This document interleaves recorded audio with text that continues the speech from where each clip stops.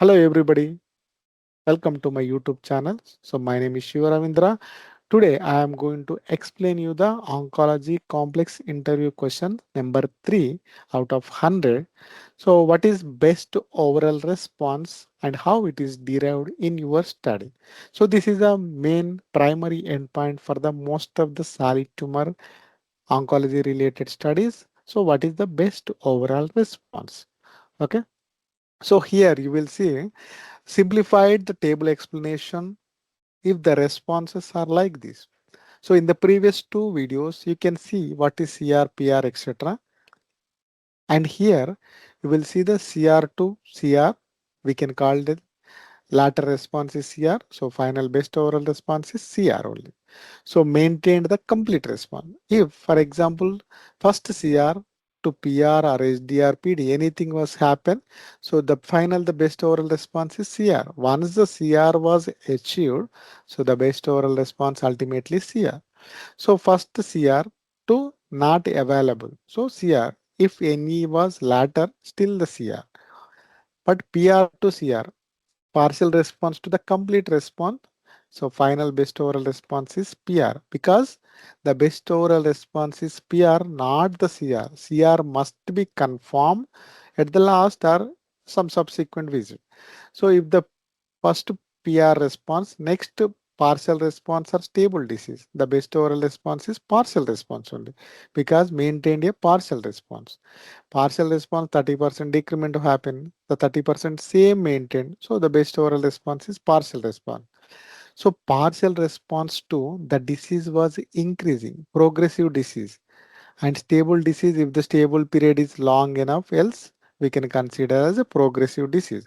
Duration we can take into the consideration in case of partial response to the progression. So partial response to any was happening. So we can give the best response is SD because it is SDR NA whatever. SD to SD, so best overall response is stable disease only. Stable disease was confirmed.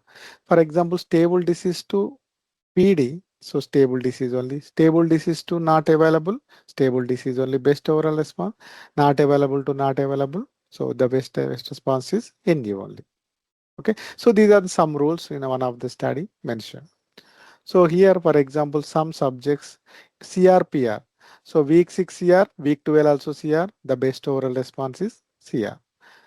Week 6 CR, week 12 PD, progression disease happen, but once the CR is achieved, best overall response is CR.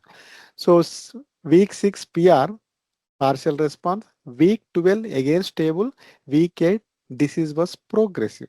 So 30% 30% decrement and small increase and second increase. So that means stable disease is the best overall response. So week 6 SD and PD. So SD was maintained, right?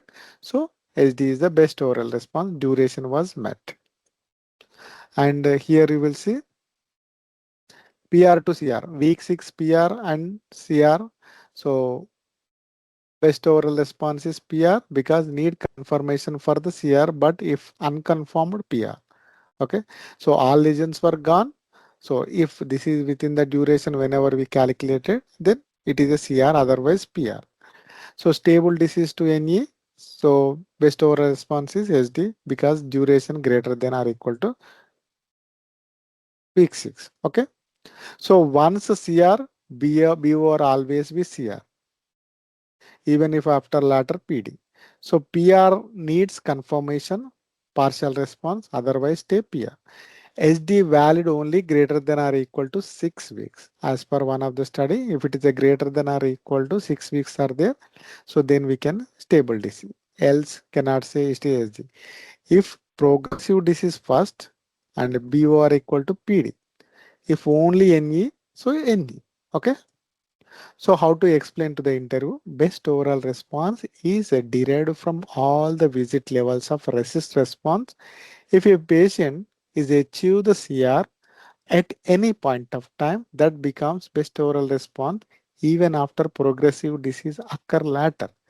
For example, SD was be considered as a best overall response when if that response must be 6 weeks there between the treatment start date to this SD visit.